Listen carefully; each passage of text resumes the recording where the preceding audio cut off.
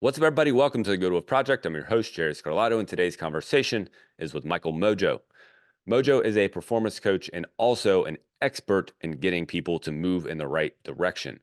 As you'll see, we will talk about the most important characteristic that you can build, matched with the most important clarity that you can have, self-discipline with a reason to why you're moving in the direction you are. If you have self-discipline and you match that with a reason, you put those two together and you put them in action, there's a good chance that you'll get where you're going.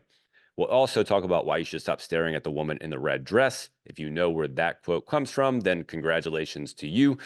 So much good information coming out of this from Michael Mojo. So make sure you get your pen and paper out and take some notes. Enjoy this conversation with Michael Mojo.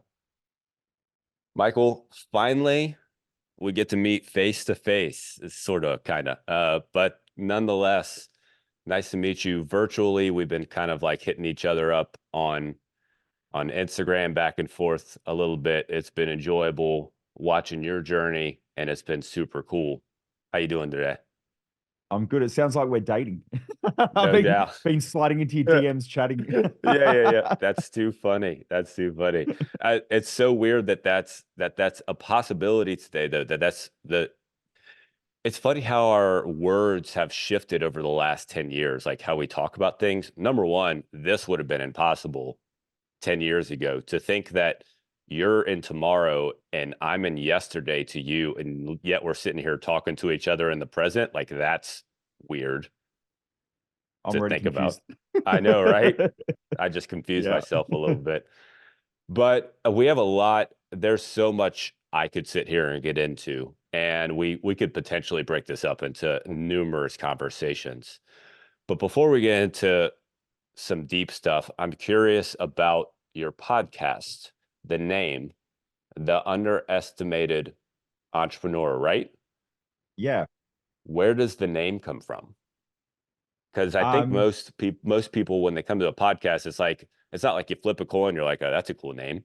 Like the Good Wolf Project has a story behind it. So I'm assuming the underestimated entrepreneur has a story behind it. yeah.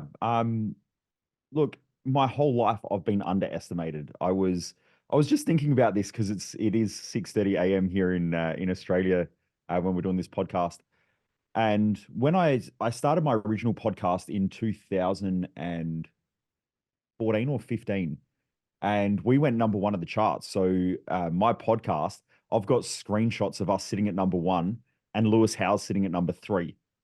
So I had the number one of the like, well, I had one of the top podcasts, and I just started interviewing people that I got on this like loop because podcasting really wasn't a huge thing like it is now. It's almost like everyone has a podcast these days, but back then it wasn't like a normal thing. It was weird.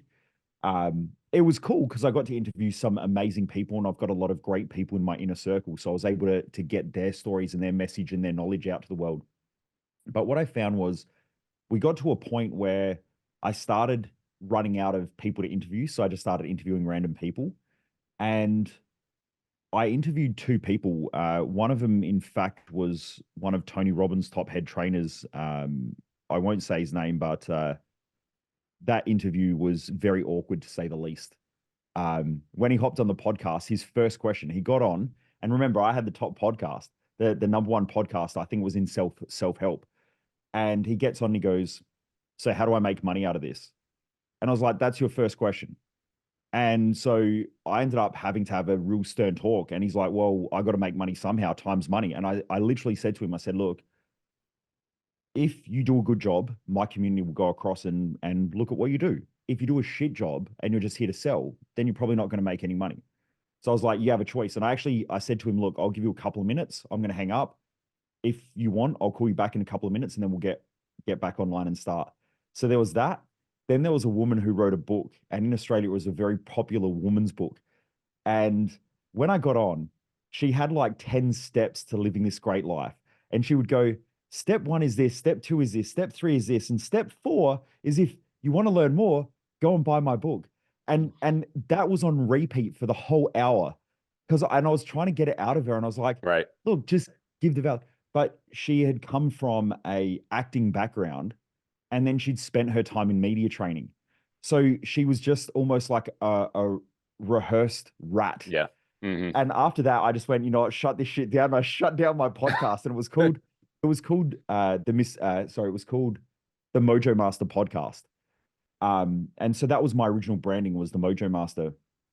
Then what had happened was my team kept saying to me, "You've got to do a podcast. You've got to do a podcast." And I was like, "I don't want to do a podcast," because I had, I think I had All these bad PTSD feelings and from, stuff. You're like, oh, it feels icky.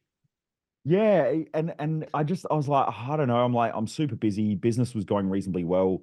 We're still doing over 7 figures a year in coaching. And so I was like, you know what? I don't need to do it. And then my wife came to me, and our community were hitting me up. They're like, we listen to all these podcasts. We would love to just get your brain dumps every day. And Jess, my wife, came to me, and I mean, she's a genius in herself. She's like the complete opposite of me. She's like heavily introverted, loves operations. I'm like extroverted, love people, love teaching, love coaching. So I'm like out there, and she's the quiet one. I'll go and take. I've got 2 supercars. I take one out, and Jess will say, "I'm not coming." She doesn't like even Doesn't getting in the like the car because attention. people look at it. Yeah. Yeah. So anyway, she said, "Look," and because she's the highly intelligent, thought-provoking person around me, where she just says things that just resonate. And she's like, "Look, how about this? You have thoughts every day where you're thinking through things and you see the world in a different way. Why don't you just share those thoughts? Like, why don't you just thought dump?" And I was like, "Okay, I could do that." And she said, "What about if we just don't put any pressure on?" It's like, at first we started doing 7 days a week. So it was like, it was hardcore. No So pressure. every morning Seven I was days a waking week. up 7 days a week doing my brain dump. Mm. And then I was like, look, if I'm going to come up with a label for the podcast, I want something that really resonates with a lot of people out there, but also resonates with my life. And I don't want to call it like the Michael Mojo podcast. So I was like, I don't really know. And then I was just thinking about my life, and I really thought my whole life I've been underestimated. I grew up the chubby, fat, red-headed kid that was picked on at school. I was put into special classes. The word dyslexia and ADD got thrown around. Then I went into a field which was working with heavy machinery. I was a diesel fitter or a diesel mechanic. Um, and the day I got signed off my apprenticeship, I quit and walked away from the industry. And my mum burst into tears and said, "If you just stick in that industry for the next 10 years, you'll be married, have a house, have investment properties, be able to afford to travel, and you'll be able to set yourself up for life." That wasn't my life. That was my mum's life. Hmm. And so I walked away into the personal training industry, which back in, the early 2000s was like it was there, but it wasn't, it was like the aerobics, OzFit, or Hmm. bodybuilders. That Hmm. was it. It wasn't, there wasn't the gym culture. And so I walked into that industry and I just loved it. Like I just loved helping people and I loved working in that industry. But again, I was underestimated. Anyway, I ended up one of the tops in the industry there. I would go around and educate other people. And that's where I learned my love for speaking. And then eventually I was in a medical center working, doing physical rehab. And I was working with all these physios and doctors and everything. And I started asking about psychology and why people were depressed. And the answers came back like, it's just a chemical imbalance. And I would sit around and I was thinking about it. I'm like, is based on my past of being a mechanic, I worked for Caterpillar. So if an engine blew up, you couldn't just say, well, the engine broke. Why did the engine break? And then you'd go, well, the it overheated. Yeah, but then why did it overheat? And then why did it crack here? Was the metal fatigued? Was it weak? And so we would go and do like research into figuring out what happened. And they would send off the metal for metal testing. We would send off the oil for oil testing. Like we would test everything until we 100% knew why that engine would blow up. And then reports, when I say 100% is good enough as we could figure out, but we would essentially send all that data off so they could improve the equipment. So I had that mentality in the health industry. And so when I'm working doing physical rehab with people in a medical center, when people would say, there's a chemical imbalance and that's why people are depressed, I'm like, yeah, but why? Why did their chemical imbalance only happen when they're 40? Because prior to that, they didn't have Everything was symptoms. fine. Why now? Hmm. Yeah, so I wanted to dive deep into it, and I couldn't get answers out of the psychologist. So I went and started studying it. Then that opened up a whole nother chain. And I remember going to my mum and saying, "I'm quitting the personal training industry." And she quit. She cried again. She's like, why are you leaving the industry? Yeah. You know, you could set yourself up for life. Because I think the last year I was a personal trainer, which was about 13 years ago, 11 to 13 years ago. I was making like 365 grand a year. So I was working my ass off. Like I work. I'm a worker. I'm like a fucking workhorse. I've got that like blue collar, just get your hands in, Get in get and do dirty, it. fucking work until you drop. That's my mentality. So anything, anytime I put my efforts behind something, it's going to work because I'm just going to work until it works. Sometimes not the smartest guy, but I I was gonna definitely say, work hard. you ever beat your head against the wall from time to time? Oh, always. Always. I know that feeling. So so my whole life, like I've felt like I've just been underestimated. When I entered into this industry, it wasn't big in Australia. You know, coaching's become a big thing now. It wasn't back 13 years ago. So people would go, well, you're not a psychologist. You don't know anything. Why would anyone? And then all of a sudden, I'm making millions doing what I love, traveling around the country, and people going, how the fuck did that guy do that? So I've just always been underestimated. And so, you know, that title just resonated. Like I'm the underestimated entrepreneur. I'm like the dumb shit, ugly kid that got put into special classes that, you know, in grade 5 was the only kid in swimming school, like in the swimming class, who wore a t-shirt because I hated my body and the way that I looked. My whole life I've been underestimated. So I just thought I think that resonates with so many people. Yeah. Sorry for the long story. I just took over the No, podcast. no, that was awesome. Well done. No, that's it's so true though. And I love the analogy that you gave of the tractor busting and the engine busting and the human being, because that happens in so many parts in the physio world. For instance, physical therapy here, the whenever you do physical therapy on, say, your elbow, what most people will do is do physical therapy on the elbow. They just do maybe some curls or something like this, and they don't look at the chain of events that happen in order to screw the elbow up. Or your back. Back pain is just wrecks a lot of people's lives. I think something to the effect of like 80% of people have some sort of back pain throughout the day, like on average. And so, where does back pain come from? Well, most people, if you go to a physio, like they'll give you some sort of muscle relaxer, or maybe they'll give you some stretch for your back, but they don't look at the chain of events, like the things that are connected to the center of your body. Your back is literally the center of your body. You got all these things that connect right there, and so many things that could be pulling or tugging or unbalanced or asymmetrical or instability issues you have going on. And the same thing happens up here. Like there's something, it's not just because you all of a sudden hit 40 years old and you're having a midlife crisis. Like maybe you're having a midlife crisis, but it's not because of some chemical imbalance that all of a sudden like snapped in your brain. Or it's not Yeah. because of some trauma that you had when you were 5 years old. And just now it's coming out and jumping and grabbing you and slapping you in the face. Like Yeah. you had something brewing and you had something like twisting, and like there's something in your head that's causing that. There's something in your life that's causing that. You working with the people that you work with, plenty of high level entrepreneurs, plenty of high level executives, and plenty of quote unquote average Joes as well. What are some of the things that you see regularly that cause people to just to hold themselves back from actually kicking the door down and making progress? Yeah. I think that's a great question. Um, Look, I had to spend a lot of time studying this. It took me about 6 years. I created a map, which is it's like the causal chain of how things work. So from a lot of my studies, we essentially have perceptions, right? And perceptions can come from three different ways, really originally. So you've got genetics, and your parents essentially have epigenetic tagging, or sorry, genetic tagging when the sperm hits the egg. So you're essentially gifted some of their life problems in order to fix in your own life, which gives us a life purpose, a direction in life. And essentially, one generation causes a whole bunch of problems and solves a whole bunch of problems. And then the next generation does exactly the same thing. You know, human beings solve one problem and it just creates another problem. And that's called evolution, right? We just keep moving through life Hmm. as we evolve. Um, you know, so what I wanted to do was I wanted to look at how do you, when I was born, did I just start and then come into the world and just go, shit, this is what I want to do? How do we get a purpose? How do we figure out our direction? how do we come up with all these problems and shit in our own life? How come that guy doesn't have the same problems I have? So I wanted to figure that out. And so essentially it came across with, you've got genetics, then you essentially have the mother with in her womb, she's taking perceptions from the external world, turning them into hormones. Those hormones essentially, and someone's going to listen to this and freak out because it's online, but there's obviously more things that happen than just a perception turned into hormones. Mm-hmm. But her hormones are essentially a reaction to the perceptions that she's having in the external world.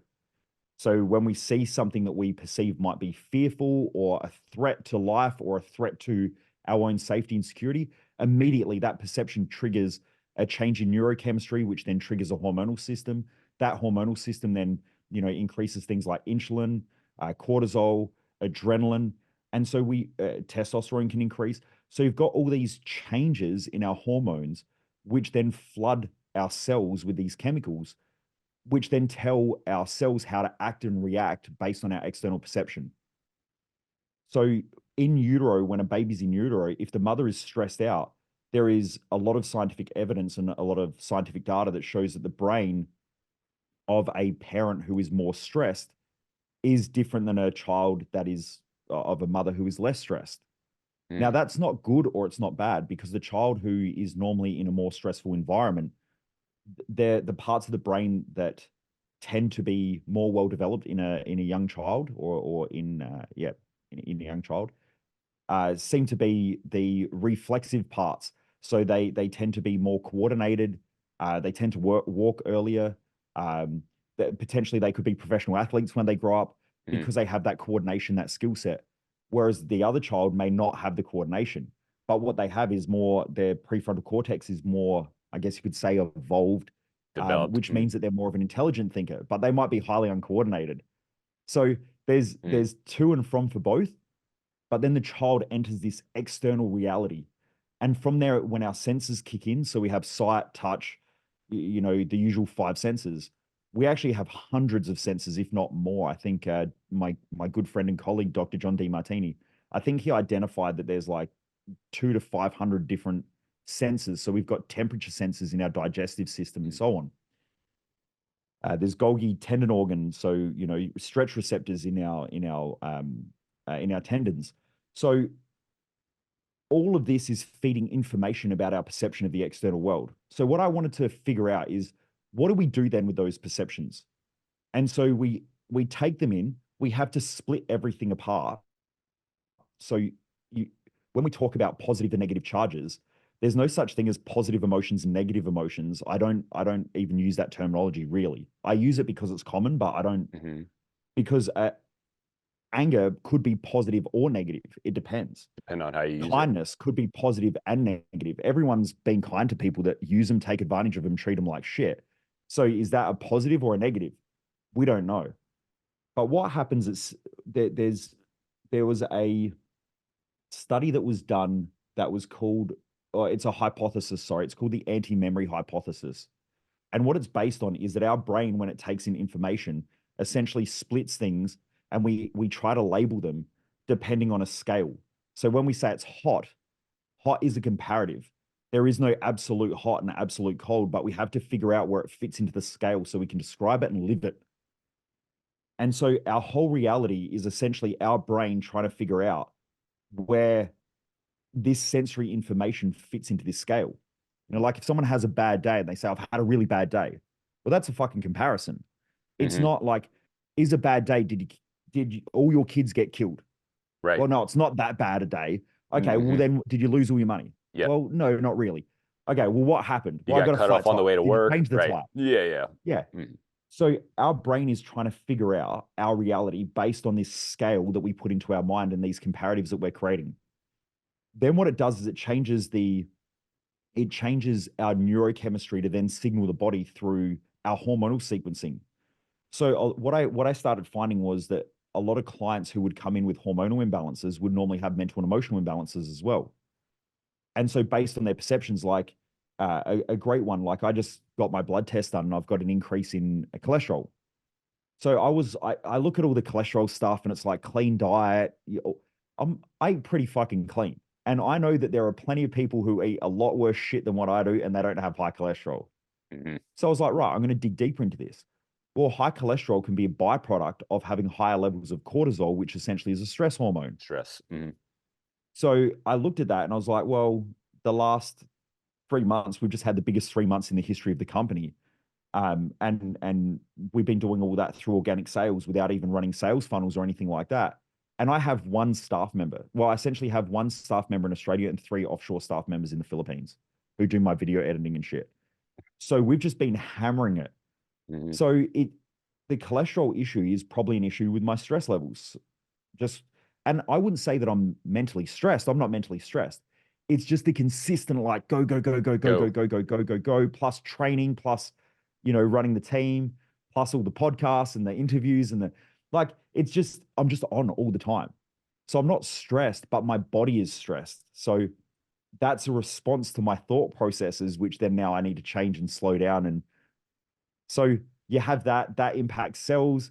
Then from cells, you end up with, you can have psychosomatic pain, which is pain in the body, which is related to emotional states. Motion. Hmm. Um, so all of these things, I created this whole causal chain. And then after a while, we started getting medical doctors and health practitioners coming to my events. Like we're talking fully qualified medical professionals who are sitting in my events going, this is fucking mind blowing.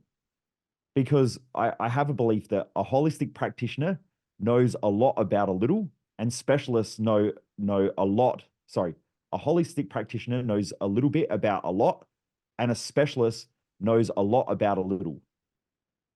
Now, in our society, we tend to treat holistic practitioners like shit and specialists like gods. But I think that that's a really bad idea because everybody knows someone who has had some form of symptom in their body. Then the doctor goes, I don't fucking know what's going on. Go to a specialist. The specialist goes in, cuts shit out, shuts shit out, puts cameras everywhere.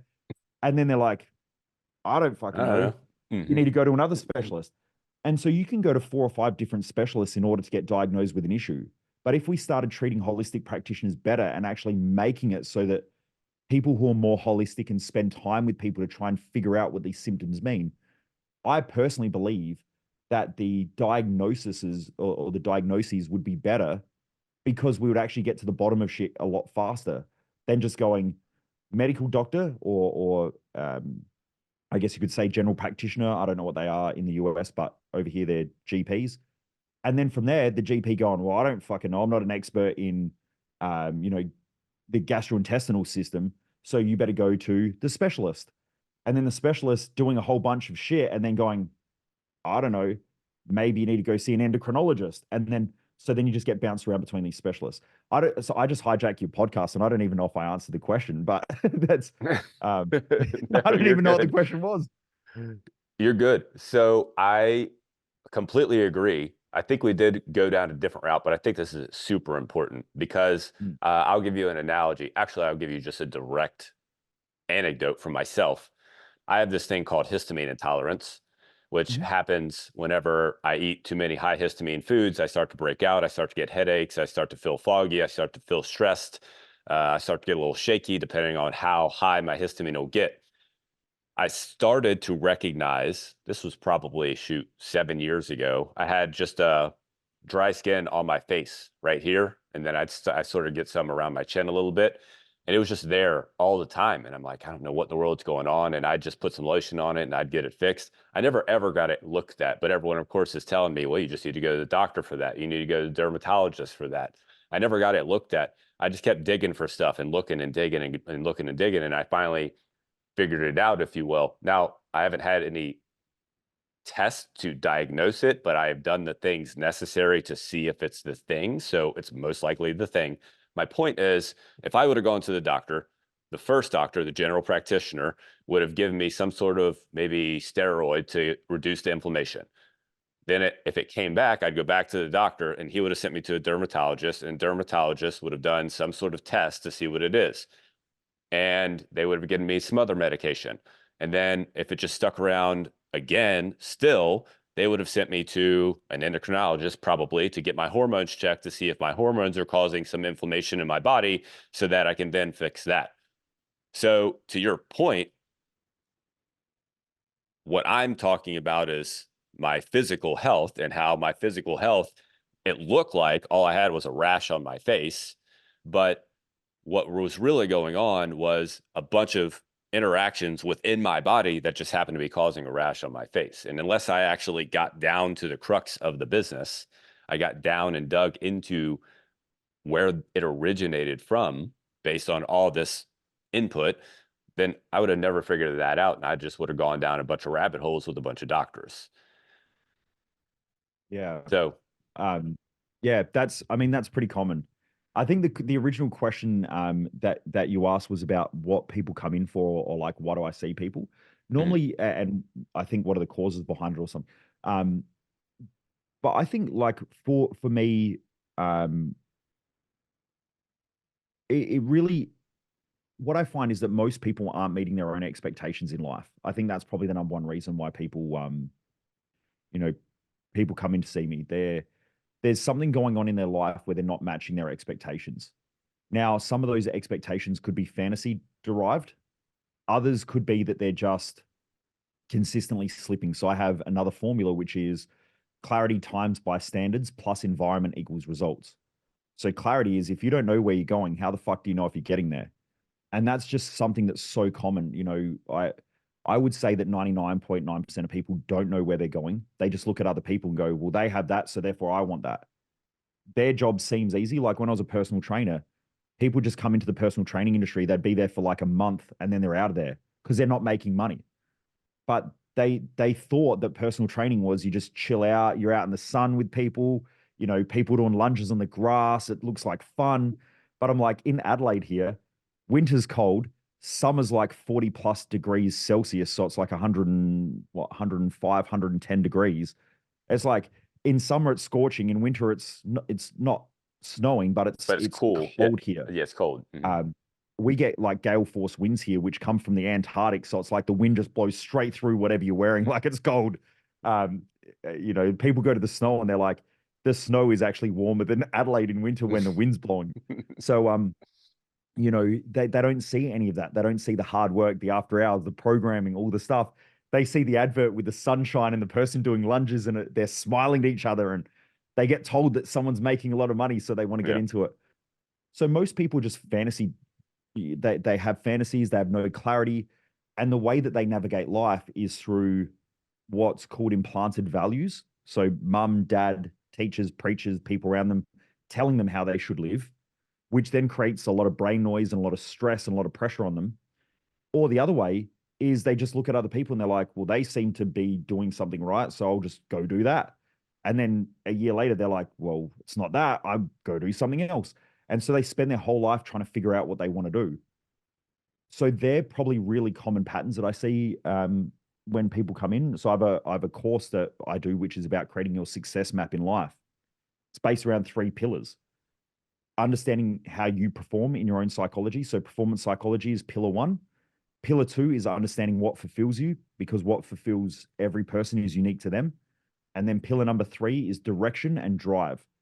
Where are we going and how do we stay consistent with it? So that there creates your success map in life, which is unique to you. And then from there, you can just get out and go and do your thing. After that, what I find is that the most common thing is that implanted values are huge and you're tackling them your whole entire life. That's what creates the brain noise, the self criticism, the judgments, the self comparatives, the shoulds. So every time someone says, I should do this, that implies an implanted value. It's not from the person themselves, it's from somebody else. And it's also the thing that creates a lot of brain noise, a lot of feeling of not being enough, not good enough. Because if you were on a planet by yourself, you would be fine. You wouldn't even have a comparative to know that you're not good enough. Not good enough is you comparing yourself to somebody else. And because of that, you put yourself down. So they're all implanted values. And then the other thing is mental and emotional imbalances. So if you can balance out mental and emotional imbalances, get rid of implanted values, you're pretty much sweet and you can stay on the highway of life and just keep gassing it. Seems simple enough. Yeah, well, I mean, it is. No, It's just I'm you've got to just do kidding. the work, right? It's like going to the gym. It's No, not I'm that hard kidding. to lose weight. You just got to monitor your macros and make sure you train. But most people overcomplicate the shit out of it. And so then it becomes really complex. Exactly. Well, that's very true. They want Mm. they want the sexy thing. They don't want the simple thing. When you tell Yep. them, well, all you got to do is show up to the gym 3 to 5 days a week, stay on your macros, make sure that you eat mostly whole foods, get 8 to 9 hours of sleep, and that'll pretty much get you 90% of the way there. They go, no, there's got to be something else. Well, no, that's about it. It's about that simple. Now, again, it's work. Going back to what you're talking about, like it's not fun to look at yourself and to figure those things out, because that's what it takes to figure out the values that are holding you back, the beliefs that are holding you back, all of the things that you're doing to sabotage yourself. It's not fun to look at those things and to figure those things out, because you want to believe that you're a good person, and you want to believe that that who you are is helping you and not hurting you. But it's actually more likely that who you are today is hurting you, maybe not more than, but it's hurting you if you're still in the same spot and you keep having these dreams and you keep not following through with the dreams. Then that means it's hurting you more than it's helping you. So it's necessary to do that work. What are the values that somebody else has implanted in me? What's the belief that somebody else has implanted in me? What's the thing that I'm doing to myself? What's the confidence gap that I'm missing? What's how am I missing my own self-worth? How, like, those are the things that are just hard to look. It's hard to look at yourself to do that, but that's the necessary work.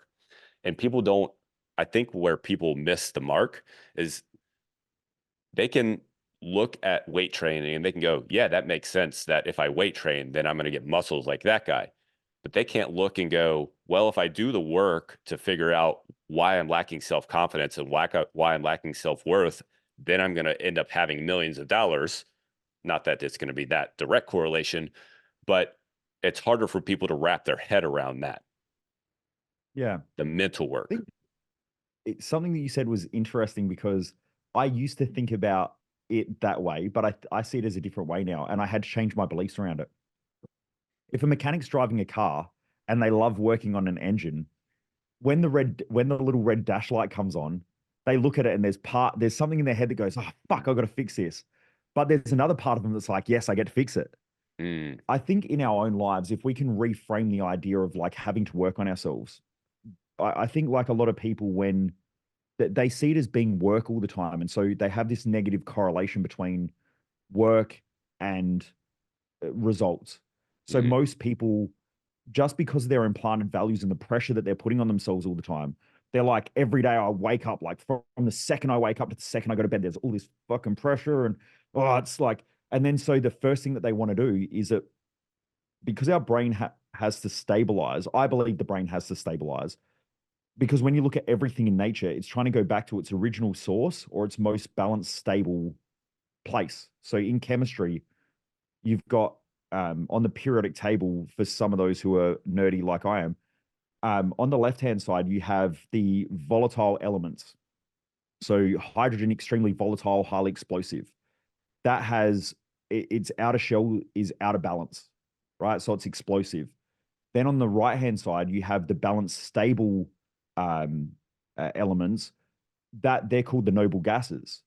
Now, anything with nobility has intelligence and is stable. So if in our own lives, when we have these unbalanced perceptions or these unbalanced charges, when we look at our life and we're like, oh, this pressure is bad, and we label it as bad, and we have a strong reaction to it, we're out of balance. Because pressure, if you look at anything in the universe, everything in the universe either expands or contracts. Nothing stays the same the whole time. So pressure creates expansion. So as humans, if we want to expand, why wouldn't we want pressure when everything else in the fucking universe has to have pressure to expand? And then when you look at growth, I had a quote years ago I said at one of my events and it just stuck. And it's that trees grow the deepest roots in the harshest droughts. mm, So everything in nature that grows has to have stress in order to create growth. Now, what are the two things that most humans try to avoid? Stress and pressure. Pressure creates expansion, stress creates growth. So my philosophy is like we want to maximize stress and we want to maximize pressure. But how do we do that without, if you blow up a balloon, you put too much pressure and it explodes. So how do we figure that out? That's the real question is like how do we maximize growth? How do we maximize pressure without exploding or without it destroying us? And if you look up, there's a terminology called eustress, which is EU stress. Eustress is beneficial stress, right? That's why we go to the gym. It's eustress. Distress comes from when we're overtraining or when we have injuries. But if we're fat and lazy and we don't do anything, that also creates distress. So there's this sweet spot in the middle somewhere that we're all trying to figure out, right? Like, where is it? Now, if we go too far, we have these beautiful senses, which is like the guy driving down the road with a little red light, which we call pain. Now, pain is our warning light. We go too far one way. And so I sit around and I'm a fat, lazy shit that's eating donuts all day and just smashing cans of soda. And I'm sitting on the couch and I've got bed sores because I can't move. That's life, Mother Nature, God, the universe, whatever you want to call the force. That's sitting on one side going, you fat, lazy fuck, get up, go do shit. So that's that pain coming in there, trying to kick that person into growth. Then on the other side, you've got probably people like us that are probably more highly prone to overtraining, overdoing, or overworking. You know, we're probably too intense sometimes. Like in my relationship with people, I can be like too much because I'm just like off, I'm like redlining all the time. So, Yeah. that's I tend to sit down that end more. And so I'm more likely and more prone to burn out than I am be lazy. I'm more Mm. likely to be overstimulated than understimulated. And so I think that you have to know how you perform. But I think the beautiful thing is there's something that I talk about in relationships because I do a lot of stuff in relationships because I had to learn a lot for my relationship to work. And I think my wife, I got asked on a podcast, like if I could have dinner with any three people, who would they be? And I think I said Einstein, uh, Arnold because he's alive, and the other one was my wife. And that's because my wife is one of the coolest people I love hanging out with. Now we're complete polar opposites, right? She's methodical and very thought provoking, and whereas I'm like just flat out all the time, like just Going. I'm ADD and like Yeah. crazy. So we both counterbalance each other. That used to frustrate me, and it used to leave a lot of questions in my mind if she was the right person and if we could do this together. But what I realized is that relationships are about authenticity and bringing you back into that balance again. So if I had someone like me, we would literally just murder each other because we would be too off tap together and too crazy. She settles me and calms me and makes me think through things more effectively. And so we're like both the opposite. She's very, I'm like future focused and like got to get all this shit done. Whereas she can just sit there like last night, she'll just she'll just come over like when I'm like in the middle of something and she'll just sit there and just like smile and she's just like, hey, how you doing? And she just brings me back to the moment of like, hey, there's this present moment that we need to enjoy. So what I realized was like, um, in an intimate relationships are about authenticity, but they're about balancing each other out. But that means that you have to figure out how to communicate more effectively with someone who has different value sets, different skill sets, different belief systems. And two people working together is better leverage than one person. Because if you're working towards common objectives, you've got two people with two different values working together on that thing. So you can actually achieve way more than if you've got two people um, grinding and working hard together. I went off track there for a reason. I forgot what it was. My brain just wigged out again. Thanks to, my brain goes too hard sometimes. It I was about, I got onto it for relationships. It was a very good point that I was going to make. I don't know where I went off because there was I don't know. I'll probably figure You're it out good. in I'm about 3 hours. I'm hey, I figured it out. I'll get a text on or a Yeah. DM on Instagram like, hey, I remember what it was. No, that's a very valid point. It's like in business. If you have partners in business, say for instance, and they have the same exact skill set, how is that business going to be successful? Because they're both going to be wanting to do the same thing. They're both going to be wanting to be involved in the same thing. They're both going to want to run marketing if they're both good at marketing. Mm, Whereas if one of them is good at marketing and the other one is good at operations, then you actually have a partnership that can work out. And it's the same exact thing that you're talking about in a romantic relationship. If one of them's good, more of an introvert, and they're able to be more down to earth, and the other one's up and running, they can balance each other out. The one that's up and running can grab this one and say, hey, come on, let's go. And this one can mm, go, hey, I think it's time to sit down for a minute. You go, oh, okay, that's cool too. So that's a good point. I've never translated that the business analogy I think about often, but the translating that into a romantic relationship, I've never done. So that's good connection. Yeah. That's sorry, that's what it was, but I don't remember how I got onto the relationship part. It was about the belief. When you were talking, you were saying about um the the red light, or I was talking about the red light on the dashboard. Yep. So in an intimate relationship, something that I teach is that the parts of your partner that you admire are also the parts that you resent.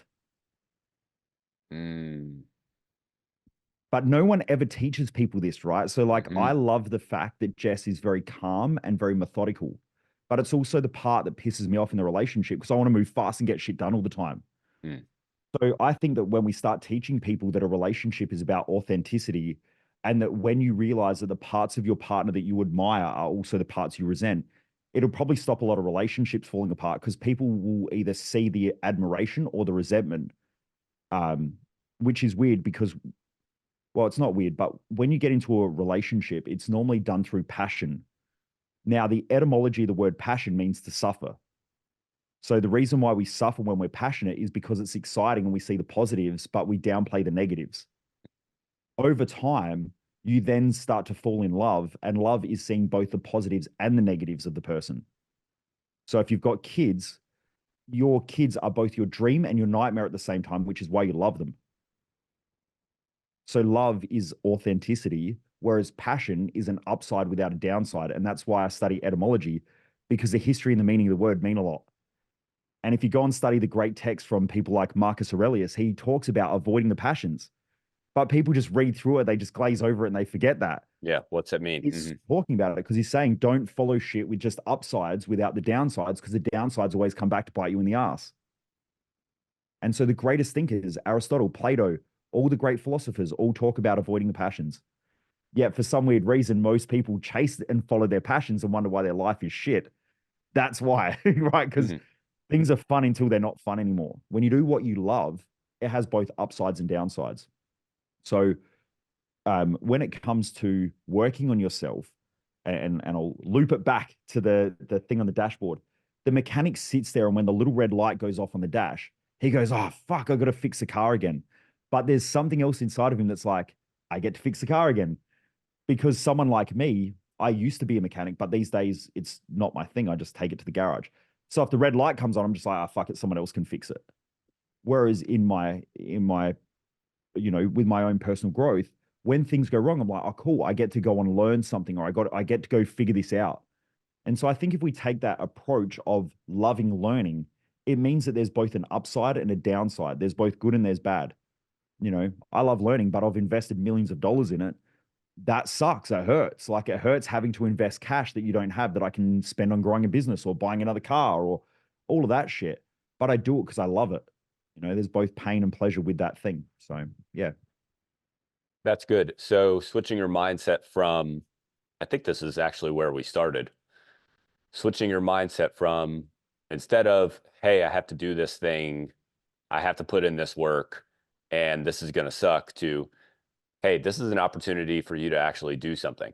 You have a pain point. This is an opportunity for you to figure out what's that pain point. This is an opportunity for you to grow. This is an opportunity for you to figure out something about yourself, instead of looking Yeah. at it as something I have to do. I think it's a get to versus a got to. There you So go. I've got to do this versus I get to do this. There you You go. know, if you go to do the dishes, you're like, oh, I've got to do the dishes versus I get to do the dishes. It's awesome that you get to do the dishes for your family because, first of all, if you get to do the dishes for the family, you've got a family, you've got the kids, you've got a partner, all of that stuff. That's your gift to the family. So we can see that as a gift versus a got to, which then sucks and makes us feel like shit. It makes us feel There like we we're go. obliged, an obligation. There we go. That was a good connection. All right. Yeah. One more thing. Yeah.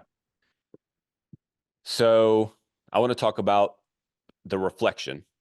And what I mean by the reflection is how our external world is a reflection of our internal world. One Mhm. of your recent reels was about how people wait, they think that they're going to build their character once they achieve some level of success. Once they get Mhm. down there, then I'll get it figured out. What they don't recognize is it is quite the opposite. Your person is the one that can't reach that thing over there. How have you start to pull that apart for people to help them understand that it's not the external that comes first, it's the internal that takes you to the external? Yeah, so because I'm a bit of it's a great question, by the way, because I'm a bit of a nerd. When I say nerd, I was never a nerd at school. I got put in special classes. But what I do is I I like to figure out, I like studying ancient philosophy, but I also like studying modern science. And so I like to sort of bridge those two gaps. So I look at it from both a philosophical standpoint and also from a scientific standpoint. And then, so what I like to do is, first of all, I explain or I just ask a question. I say, have you ever watched The Matrix? So have you ever watched it? Yeah, Yep. yep, all of There's a them. part in that movie where Neo's standing there, right? And he's being trained and he's watching, and there's all people walking around him. And the next second, he sees this beautiful woman in the red dress. And remember, everyone's in sort of like black and white, and there's not a lot of color, but this woman in the red dress walks past and she's beautiful. And so he looks at her and she grabs his gaze and he watches her walk past. And then they pause it. And then as he turns around, he looks and the agents are there. And that's because he got distracted. Now, I think in life, most of our life is just a woman in the red dress, right? We are, as humans, whether it's God, Mother Nature, the universe, I don't know, but there seems to be something that forces growth in every living organism. Now, because I am a bit more of a scientific minded person, I tend to look at it from more of a evolutionary biology standpoint, more than a religious one. But at the same time, like I've studied religions and things like that, so I get the metaphors and all that stuff. So what I do is I explain to them, I'm like, look, what about if everything is just that you're chasing is just a woman in the red dress? We've got to ask ourselves that question because it could be part of what's going on, right? If you're chasing money, the question is, why are you chasing the woman in the red dress? Like what externally are you thinking is what are you thinking out here you're going to get that you don't already have in here? Right? Because I've had a lot of money and I felt like shit, and I've been broke and I've felt like shit, but I've had a lot of money and felt great, and I've been poor and felt great. So are we chasing the feeling or are we chasing some sort of a mission? What are we chasing here? Because most people chase their emotions. When you chase your emotions, and pardon me for saying this blunt, but when you chase your emotions, you're fucked, right? Because it's the most ignorant form of living. Because if we just want to feel good, I can feel good by shooting up heroin, right? But that's not a great action in life. Like that's not a solution for a great life. But it will make me feel great in the moment. I hear a lot of people in the personal development industry, they'll say, it's all about feeling good. And I'm like, okay, go and speak to an alcoholic and ask them what feels good. They're going to tell you alcohol. Is that a good optimal solution for them? And the answer is no. So sometimes the things that make us feel like shit are the optimal solution. But first of all, you've got to have clarity. So clarity multiplied by standards plus environment equals results. So without clarity of where you're going, you're going to run off of your emotions because you don't really have a reason. So we've got to have clarity of like, what is our mission? What is our purpose in life? Like, why are we doing what we do? For me, I've known for many, many years now that my purpose in life is to help people perform better. I don't really care about helping, like, my drive does not come from helping people that are homeless or all of that stuff. I like helping people. I don't care whether someone hits rock bottom, but the moment that they go, I want to be better, I'm on. So, but they have to make that choice. I don't go around saving people. That's not my thing. And I get criticized for that, but it's not, I'm not, I don't feel compelled to do that. It's not me. There are people that I work with that I help who want to do that. And that's their purpose, not mine. And then there's a grand mission, which is our long-term objective. We want to focus on those things because then that allows us to push through both the pleasure and the pain. All of our emotions are essentially a pendulum that swings back and forward. That pendulum, if we chase happiness, we then swing into unhappiness. And then when we're unhappy, we crave happiness. And then when we crave happiness, we swing back the other way.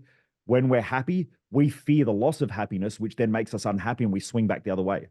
So people who live through their emotions tend to be this emotional pendulum that just swing back and forward between their emotions. That's not a great way of existing. I don't know anyone who lives like that, who's achieved anything great or who even lives a fulfilling life. So I don't even, most of the time, I don't think about my emotions. I just think about where are we going? And then I live my life based on that. And if I know that I'm progressing, I feel great. So, um, where was I going with that? Again, I just had a brain fart. Your question was around, um, how did I get off The track woman in again? the red dress. The woman in the red dress. Thank you. This is what happens at 6:30 in the It's all morning good. when I do a podcast. It's all good. That's Um, why I'm here. so my question is like, what if, and this is just a question, right? What if most of our lives is a woman in the red dress, and in order to see through the woman in the red dress, we have to really sit down and analyze and question things, and that's what creates optimum growth. So there are distractions happening every day. Like I get people who come to me because I'm entrepreneurial and they go, "Hey, I got this opportunity." Now I have a philosophy. Entrepreneurs don't have a lack of opportunity, they have a lack of focus. So my reminder is stay focused, stay focused, stay focused, because the opportunities are just women in red dresses. Then it's like, hey, you've I do reasonably well financially. So there's the woman in the red dress every day. Cause I'm like, hey, I don't even have to get out of bed if I don't want to today. That's a woman in the red dress. Then the more money you start making, I've got nice supercars. I live in a nice house. I get to travel. Then there are more women who want my attention. So there are a woman in a red dress again, because that's going to press up against my intimate relationship. So there's all these things that are sitting there just going, hello. And you have to go, well, hang on, am I chasing the woman in the red dress or am I focused on what I want? Is my relationship more important than that fucking distraction? Is my mission more important than sitting around not doing anything and being lazy? Maybe. Is growing a company that has a global impact, is that more important than just making money and sitting around by a pool drinking tequilas every day with hookers?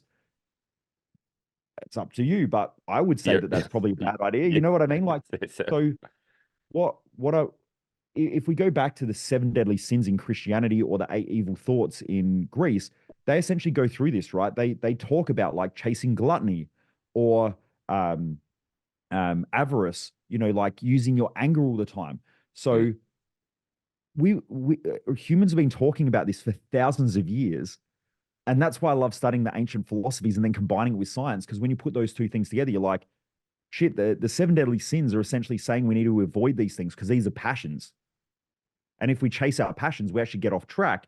When we're off track, that's that pendulum swing again. So we might be chasing something that we think that we want, and then when we get it, it's not what we want, which then causes us this downhill spiral. So my personal belief, and this is from working with tens of thousands of people now, when I look at someone who is depressed, most people, now I'm not saying everybody, because sometimes you can have a brain trauma or something like that, which does cause a chemical imbalance.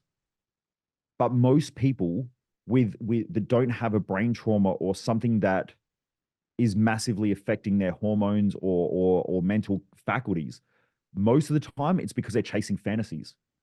And so they're chasing a woman in a red dress. Like, I just want an easy life. I'm like, that's called death. Death is easy. After that, like, that's why we say rest in peace, right? Because after that, shit gets peaceful.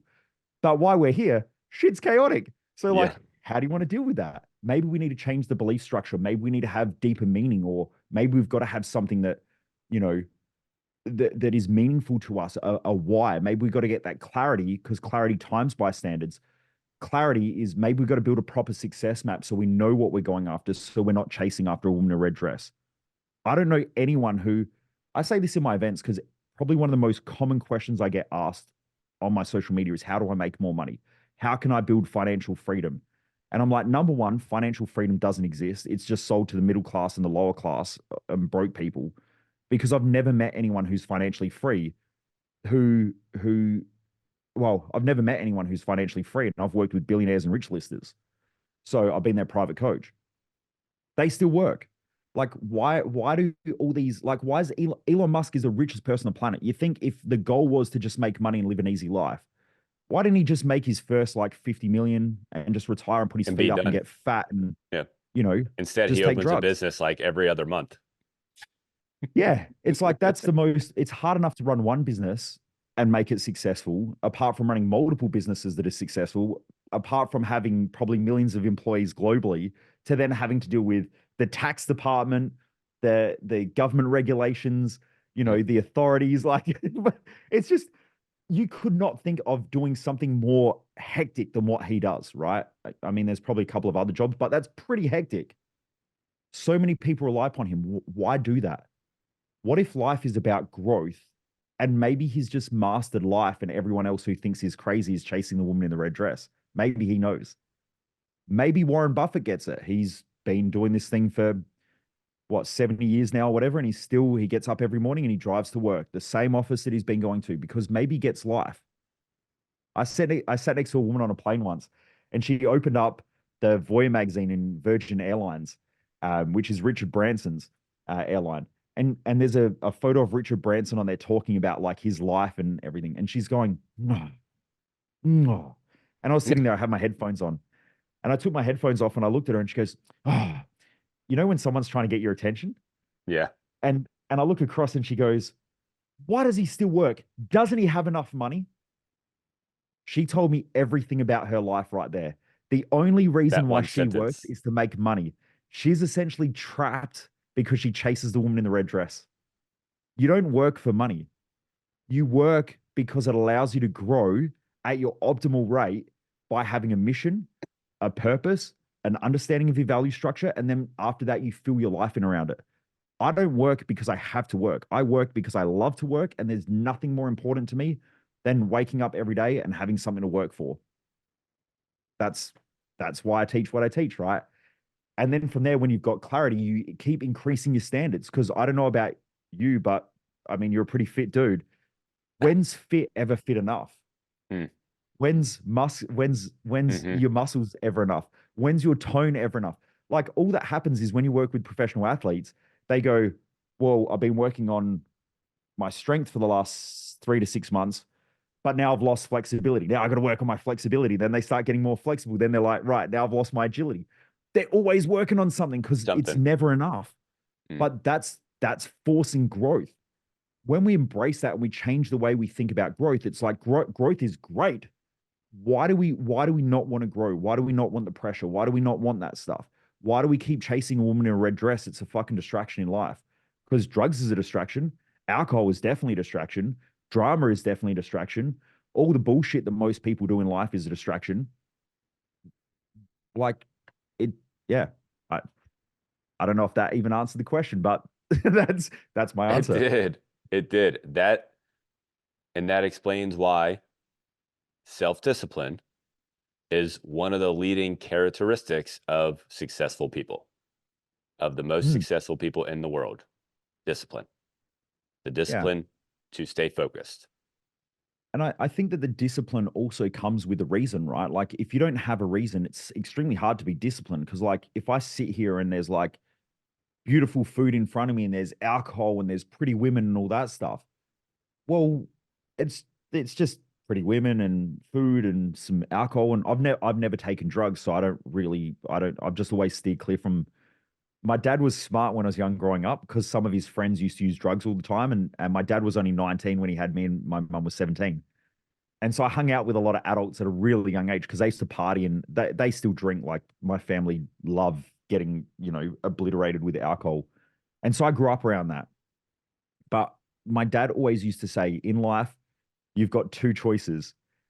You can have an obsession with cars, or you can use drugs, but very rarely can you use both, or can you do both well?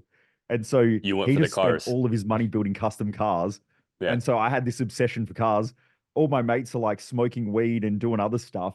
And I was like, hey man, I need new rims for my car. Like, I'd rather just put the money into the rims, So That's too funny. but all of those things, I think, are a byproduct of being unclear. Like, if you have a really good reason, then things change. Like, how many people have been involved in crime or doing illegal activities, and then they end up in jail. In jail, they do really well in there, like they're hanging out with people that are common like them.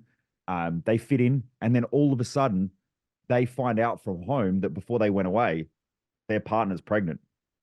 And now all of a sudden the reason changes, right? And they're like, now I need to get my shit together now. Mm. And so I think always having a really clear reason, that clarity, is the thing that helps people to be more disciplined. Without it, it's extremely hard. Very good. Mm, Clarity, discipline. That'll get you a lot of the way there. Got to do a lot of agreed. action. Got to do a lot of action. Clarity, discipline. Mojo, appreciate your time so much, brother. I know you got a massage to get to. No, I Gary, I appreciate must you. apologize. I think I got through like 2 or 3 questions out of the whole podcast. So I Well, hope that it was here's valuable. no, all good. It definitely was. Here's the truth. I did 2 interviews on 2 other podcasts before this, so I was totally happy to sit here and listen because I did plenty of Awesome. talking myself the last 4 hours. But no, I appreciate it so much. Mojo, where does everybody find you? You can jump across to my website, which is michaelmojo.com. That's michaelmojo.com. You can jump across to Instagram as well. It's michaelmojo_success. You can jump across there, check out what I do. I'm pretty heavily active, as we were talking about before. Both of us are pretty heavily active on Instagram. So you can jump across there, or you can just Google Michael Mojo. Yeah, you'll find me if you want to find me, I guess. No doubt. Definitely the only Michael Mojo I know. But I'll make sure to put all that in the description as well. So we'll have all those links there. Mojo, appreciate you so much, brother. Excellent. Thanks for having me.